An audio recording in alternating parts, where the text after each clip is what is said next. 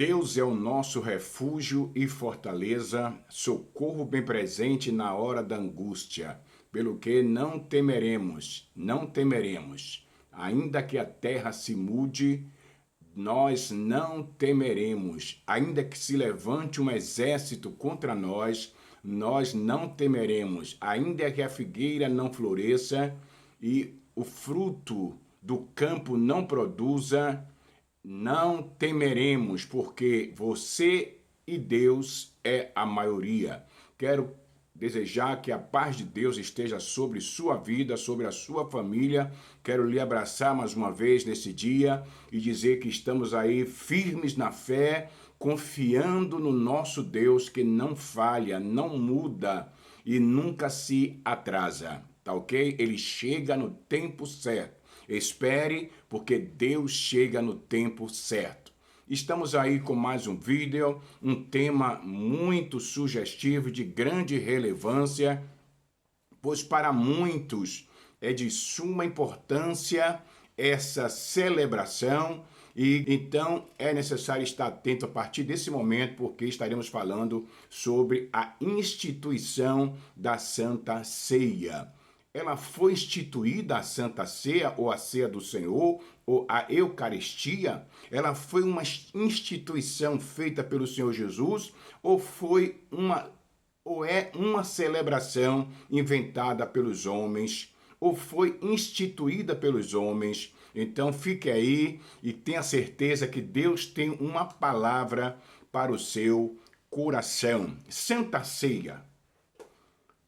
Esse título de Santa Ceia, eu como ex-pastor da Assembleia de Deus, posso lhe afirmar que é um título trazido pela a conjectura religiosa, tá certo? Não é um título extraído da Bíblia Sagrada, até que quem confeccionou, o escritor da Bíblia Sagrada, intitulou esse texto como Santa Ceia. Mas dentro do contexto bíblico você não vai encontrar Jesus instituindo Santa Ceia. Ok? Então vamos lá. Neste vídeo iremos falar ou revelar de onde surgiu a cerimônia da Santa Ceia. Da onde surgiu a cerimônia da Santa Ceia. Ou, como já falei, a Ceia do Senhor, que é outro tema, né, que antes também se chamava e se chama Ceia do Senhor, e na visão romana do Concílio Católico é a Eucaristia. O que é a Santa Ceia? A Santa Ceia é uma celebração específica dos evangélicos.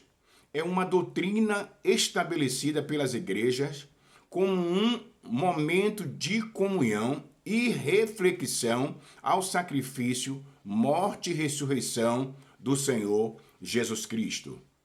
Isso aqui é a Santa Ceia. Identificou aí? Muito bem. O que é que a Bíblia fala a esse respeito? O que é que a Bíblia tem como referência a esse respeito? Ok? Vamos lá para o livro de Êxodo.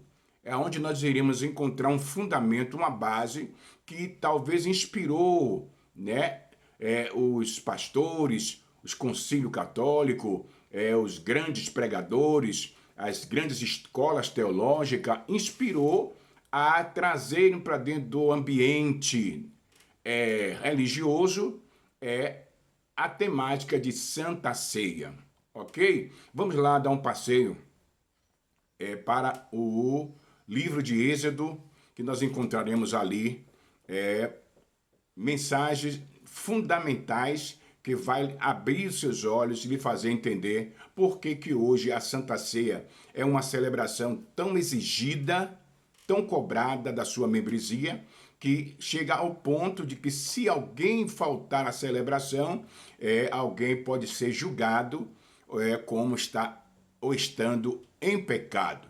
A coisa é muito séria, tá ok? A Bíblia revela que Deus instituiu a Páscoa. É verdade. Êxodo, capítulo 12, do versículo 23 ao versículo 27. Diz assim o seguinte texto: Porque o Senhor passará para ferir aos egípcios, porém quando vir o sangue na verga da porta e em ambas ombreiras, O Senhor passará aquela porta e não deixará ao destruidor entrar em vossas casas para vos ferir.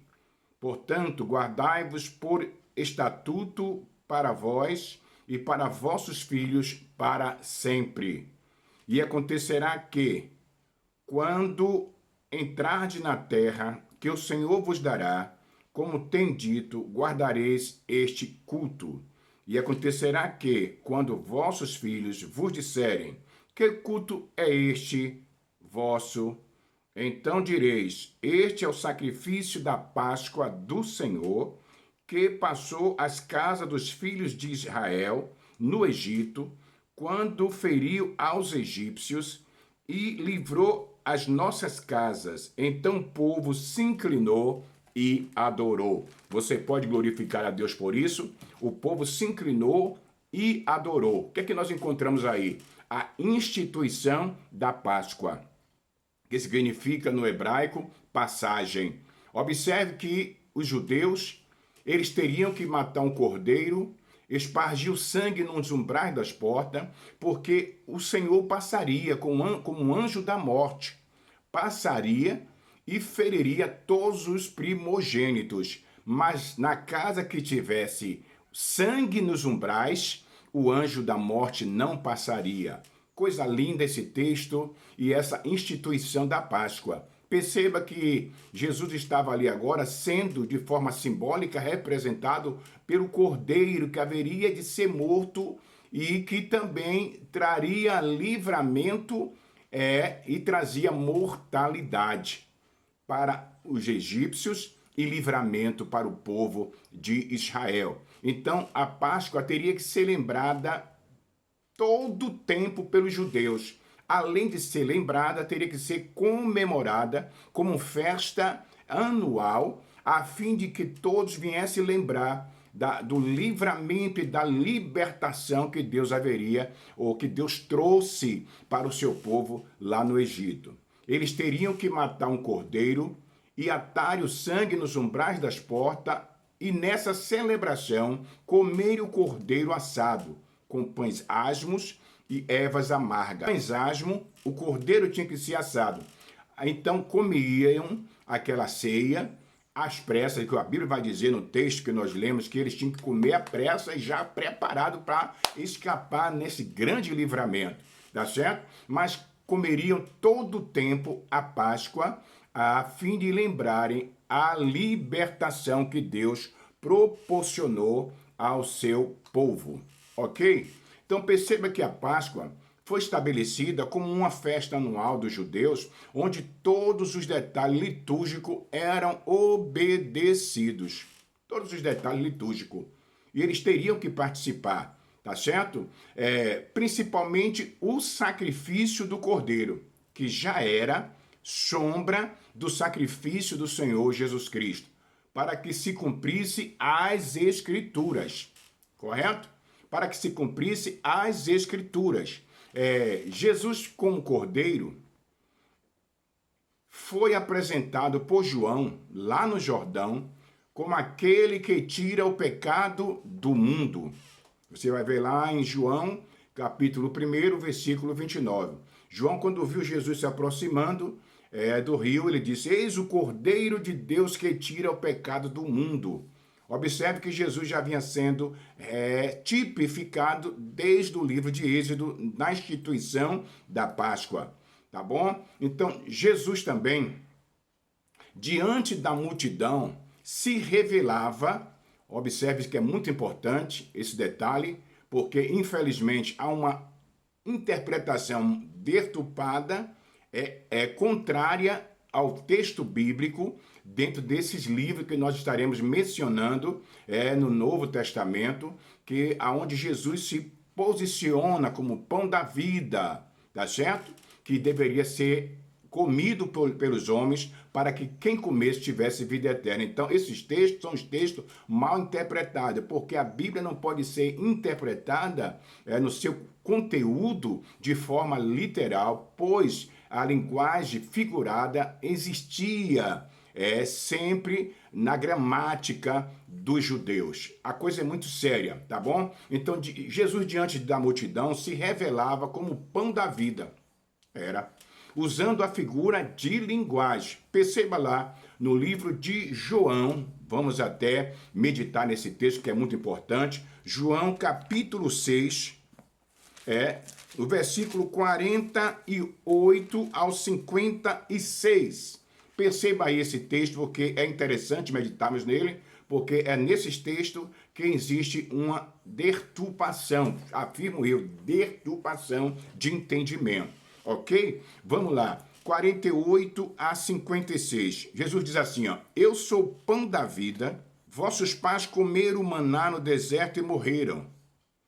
Este é o pão que desce do céu, para que o que dele comer não morra. Eu sou o pão vivo que desceu do céu. Se alguém comer deste pão, viverá para sempre. E o pão que eu der é a minha carne, que eu darei pela vida do mundo. Nesse momento agora aí, observe. Disputavam, pois, os judeus entre si, dizendo, como nos pode dar este a sua carne a comer? Jesus, pois, lhes disse, na verdade vos digo, que se não comerdes a carne do Filho do Homem e não beberdes o seu sangue, não tereis vida em vós mesmos. Quem come a minha carne e bebe do meu sangue tem a vida eterna, e eu ressuscitarei no último dia, porque a minha carne é verdadeiramente comida e o meu sangue verdadeiramente bebida.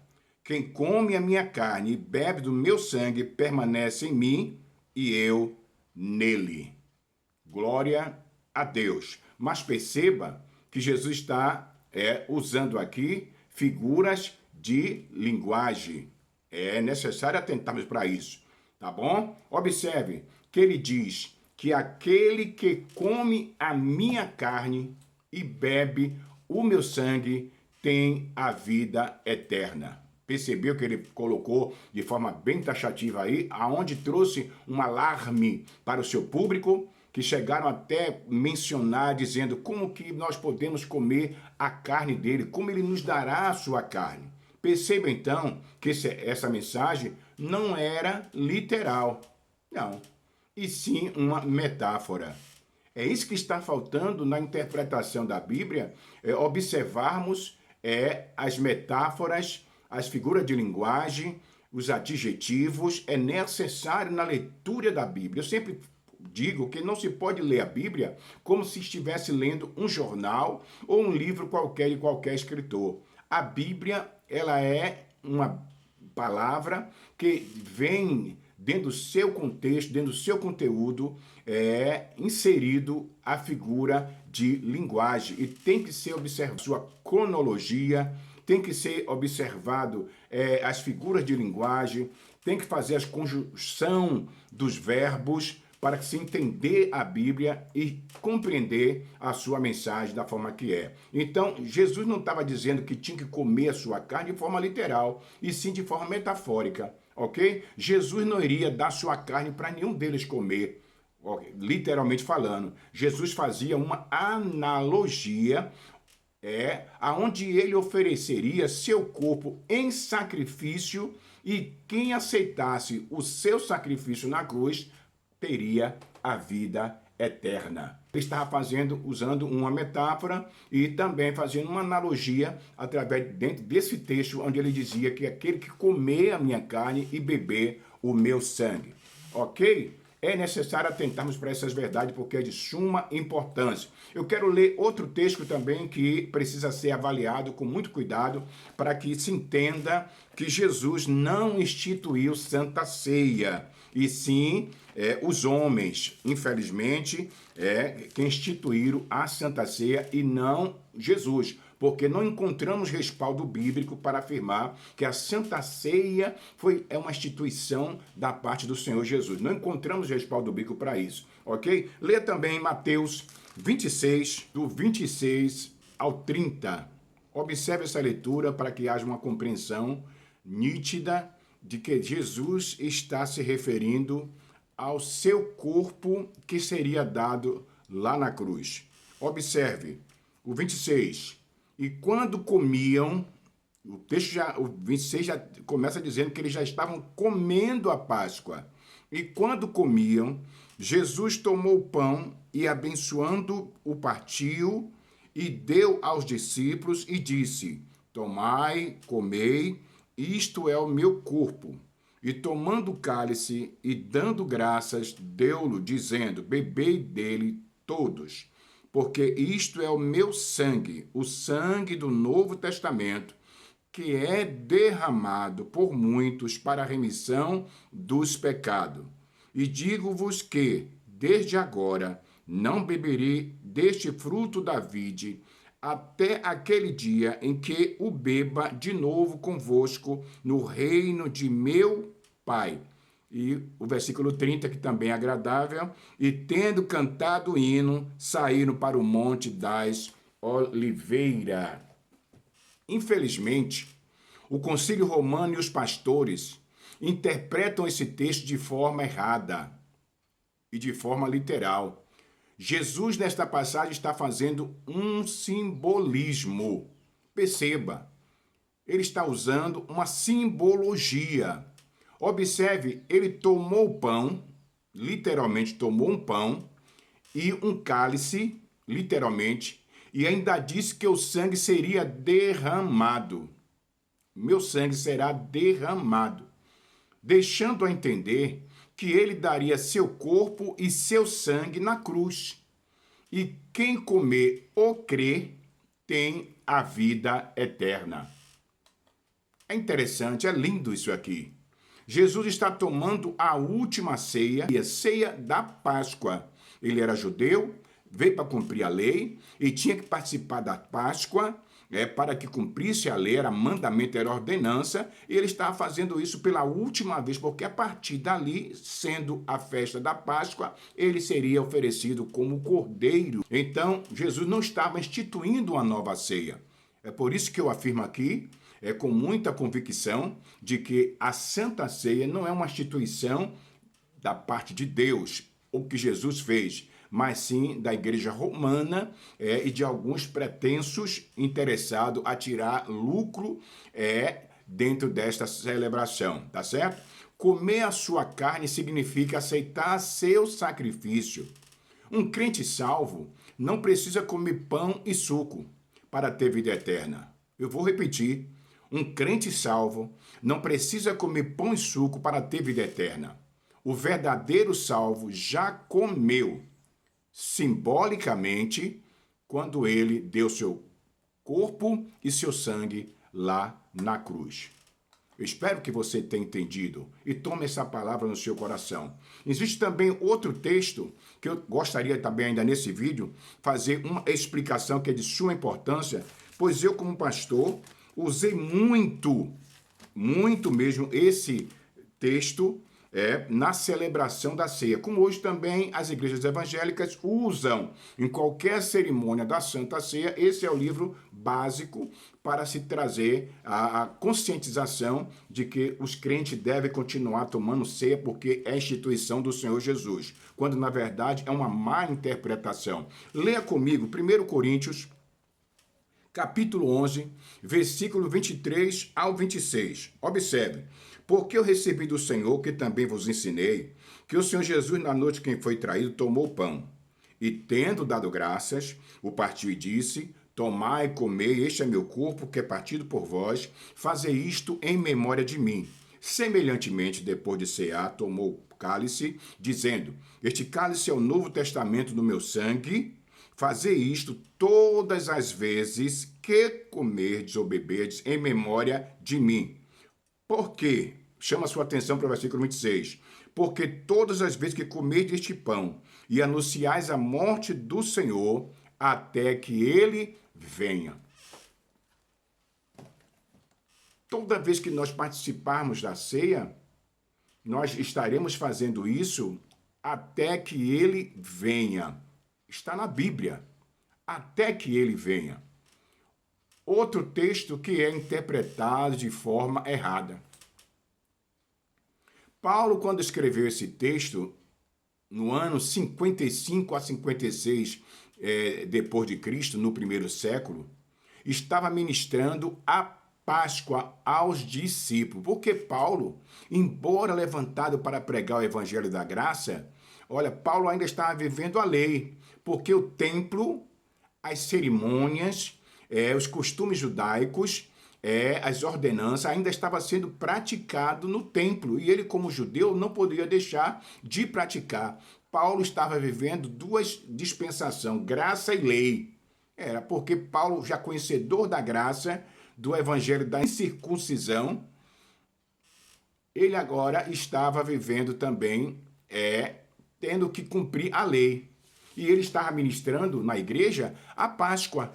E que, se você observar o detalhe do texto, estava vendo aquela desordem, ele chamou uma correção para que pudesse esperar um pelos outros. Mas foi a Páscoa que Paulo estava ali ministrando. E ele tomou ali aquele texto, mas deixou bem claro que deveriam participar até que Jesus voltasse. Paulo, João, Tiago, eles afirmaram no primeiro século que a vinda do Filho do Homem estava próximo.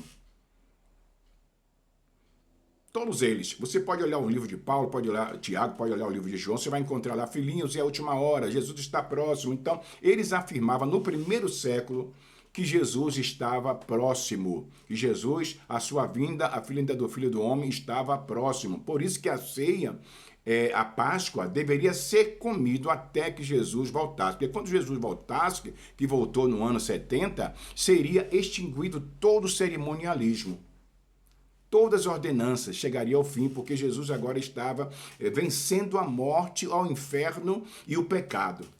Porque o pecado era a transgressão da lei. Ok? Então, pergunto. É uma pergunta que eu quero fazer aqui. Por que os evangélicos que não são judeus ainda comem pão e suco em memória de quem está vivo?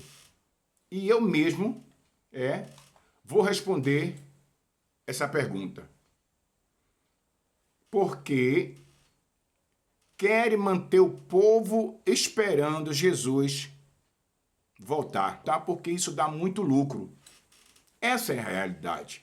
Você gosta ou não gosta, queira ou não queira, mas eu estou aqui nesse tempo com uma voz de Deus para dizer que, infelizmente, ainda mantém o povo como massa de manobra dentro do futurismo, porque isso dá muito lucro. Perceba que porta evangélica é uma por cima da outra em todos os bairros, cidades, estado, municípios, até em favela você vai encontrar igreja uma por cima da outra, melhor, igreja entre aspas. Eu gosto muito de corrigir porque a igreja é santa, é pura, é imaculada.